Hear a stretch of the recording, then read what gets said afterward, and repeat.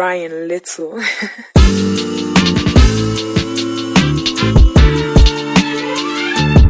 Hi, this is Kyle Kantor. நான் Kyle hair care video தான் இன்னைக்கு பார்க்க போறோம். ஸோ கரிசலாங்கண்ணி மாஸ்க் போட போறோம். கரிசலாங்கண்ணியோட பெனிஃபிட்ஸ் என்னென்னு பார்த்தோம்னா நம்மளோட blood circulation வந்து நல்லா இம்ப்ரூவ் பண்ணும். At the same time hair க்ரோத்துக்கும் அண்ட் ஹேர் வந்து பிளாக் ஆகிறதுக்கும் யூஸ்ஃபுல்லாக இருக்கும். நம்மளோட dandruff, itching அது எல்லாமே ரெடி பண்ணும். ஸோ இது வந்து நம்ம பாடிக்கு ஒரு கூலிங்கான ஒரு விஷயம்.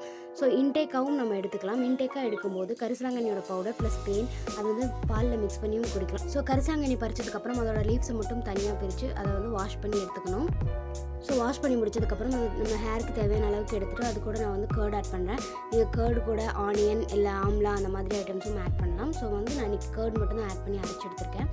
ஸோ வந்து ஒரு பவுலில் ட்ரான்ஸ்ஃபர் பண்ணிவிட்டு நம்ம ஹேருக்கு எந்த மாதிரி ஒரு மாஸ்க் அப்ளை பண்ணுறோம்னாலும் ஃபஸ்ட் நம்ம ஹேர் வந்து ஆயில் இருக்கணும். ஆயில் இல்லாமல் ஹேரில் எந்த ஒரு மாஸ்க்குமே அப்ளை பண்ணக்கூடாது. நம்மளோட ஹேர் வந்து ஆயிலோட மட்டும்தான் இருக்கணும்.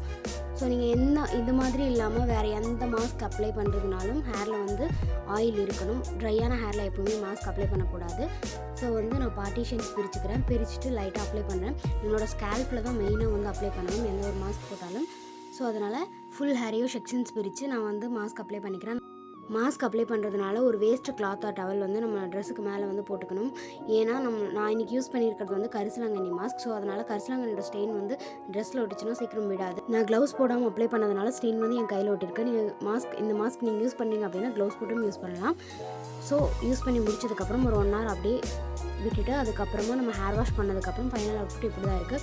ஸோ நீங்களும் கரிசலாங்கண்ணி கிடச்சதுன்னா இந்த மாதிரி நீங்களும் ட்ரை பண்ணி பாருங்கள். இந்த வீடியோ யூஸ்ஃபுல்லாக இருக்குன்னு நினைக்கிறேன். தேங்க்ஸ் ஃபார் வாட்சிங்.